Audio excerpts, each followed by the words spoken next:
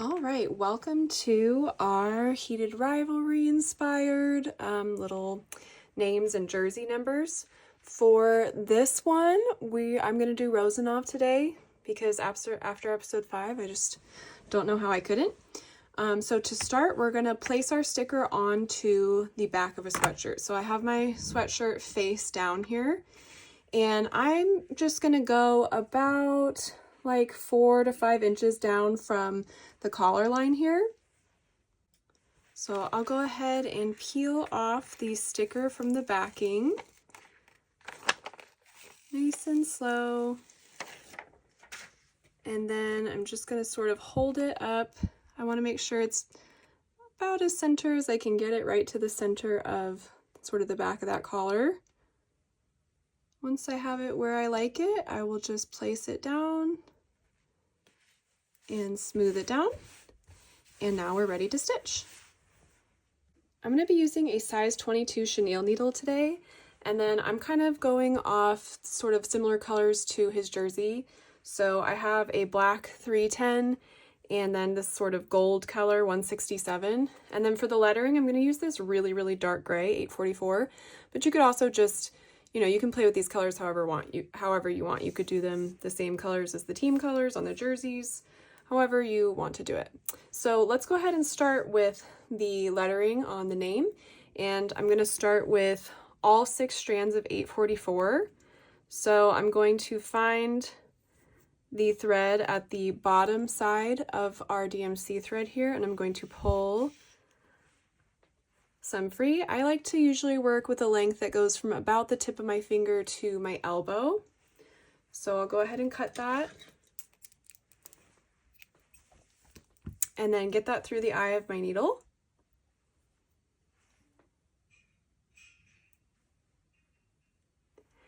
You can pull through about 3 to 4 inches, and then on the opposite side, you're just going to tie off a knot, like so, and cut away most of that excess thread, being sure just to leave yourself a little tail like this. So now we're going to stitch. So I am going to come up through the collar up here, and I'm going to come up through the fabric right on the outline of our first letter here, and I'm going to pull up and all the way through. It helps when you're starting with stick and stitch paper to sort of, with your non-stitching hand, pinch down on the underside of your sweater and on the top. Pinch down on that stick and stitch paper as you come up through it so that it doesn't lift. Once you get a few stitches in, it'll stay in place better, but just especially on these first ones here, so just sort of pinch that down so it doesn't move. And I'm just going to do a simple back stitch for the lettering here. So for back stitch, we're going to make a down stitch a short stitch length away, like so. Pull your needle and thread all the way back through. Then I'm going to come up a short stitch length away,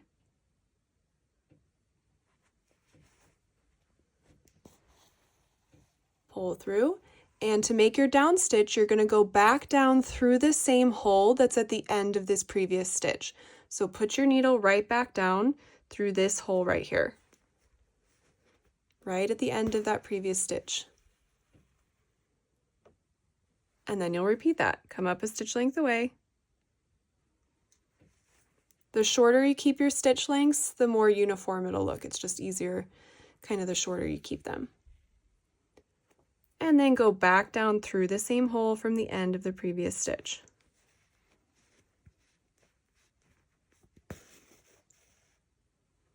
Come up a stitch length away. And then go back down through the same hole from the end of the previous stitch. And you're just going to keep doing that. I will show you how to tie off a knot in just a second when you're starting to run low on thread, and then we'll keep going. Okay, so when you start to run low on thread, you can see I just have a little bit left here. We're going to tie off a knot in the back. So I'm going to run my needle underneath a nearby stitch, and I'm going to begin to pull it through, but leave a little loop out like this.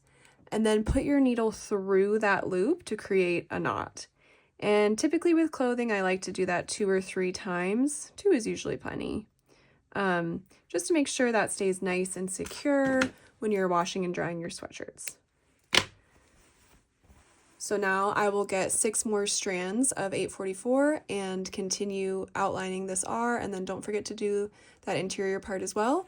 And then I will do every other letter of his name, and after that I will show you what we're going to do for the number.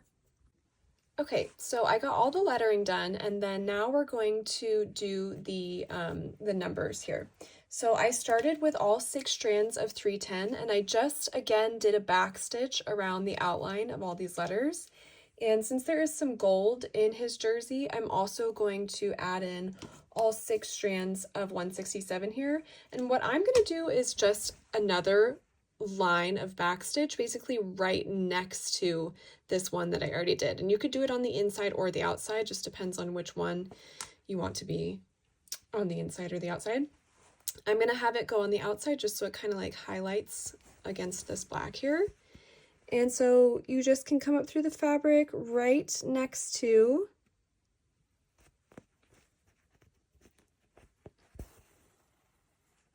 the stitches that you've already made, and you're just going to do a back stitch. Now, if you want to, you can try to line up each stitch, you know, perfectly with the stitches that you already made, but I truly don't think you need to do that. It'll look great. It's all going to kind of blend together once we get it all stitched anyways. So if your stitches are, you know, a little bit offset from each other, I think that's totally fine. But surely I know some of us like to be very technical about, you know, things lining up. So I completely understand that. So if you want to, just take a little bit more time to kind of get your stitches to exactly line up with each other, then feel free to do so. Another option here would be to do like a whipped back stitch. So to come in with 6 strands of the other color and do whipped back stitch through your stitches here. I think that would look really cool. It would give you more of a kind of twisty, smooth look there.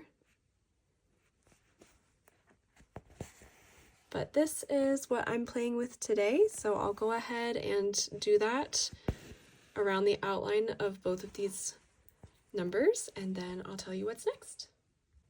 Okay, so I was midway through stitching around the outside, and I decided that I kind of wanted to outline the black on both sides with the golden yellowish color. So I did that on the 8, and I'm loving how it turned out.